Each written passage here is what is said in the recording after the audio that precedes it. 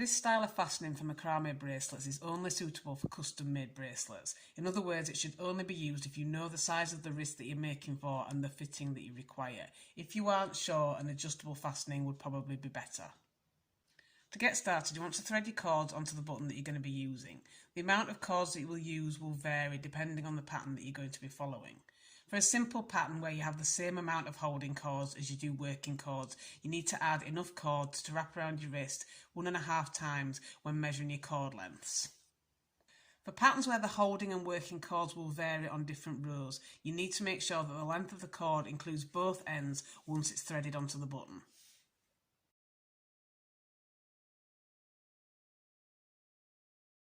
Once you've got your bracelet as long as you want it to be, you want to create your buttonhole. To do that, you want to split your end cords into 2 equal sections. So I'm going to start with the left-hand section, and I want to take the cord on the far left, then clip the rest to the bottom of the board, and I'm going to use this cord to create hitch knots over the rest of these cords.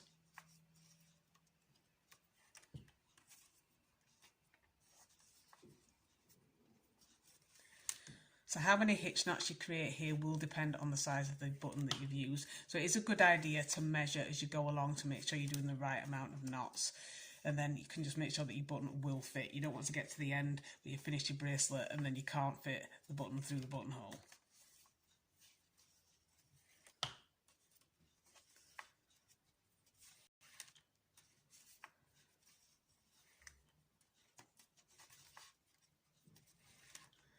So once you think you might have done enough knots, you can just release it from the bottom and then just check to see if you think the button will fit through, like that.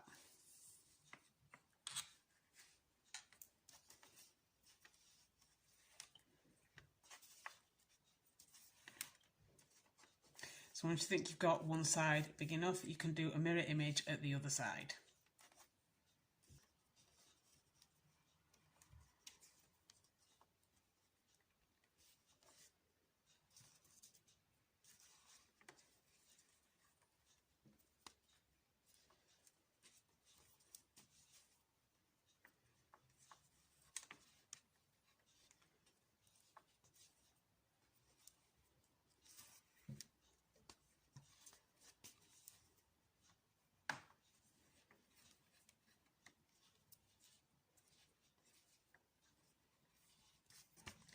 And once you've done both sides, you can fasten your buttonhole by taking all the cords in the centre and clipping them to the board, and then doing a square knot just to close the gap.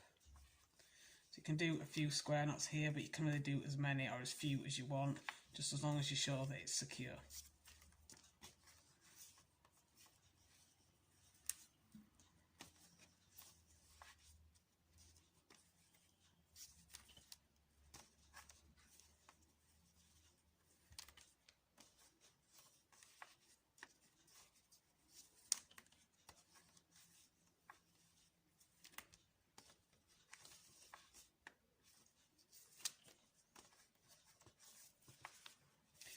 So once you've done that, you want to just make sure you check that your button will thread through, because you can unpick it obviously and redo it if it doesn't, but obviously once you've sealed it, it's too late.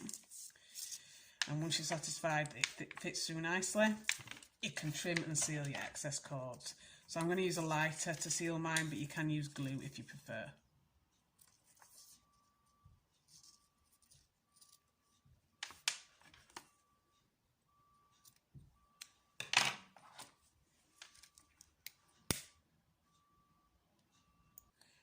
And once you've finished your buttonhole, you should have something that looks like this.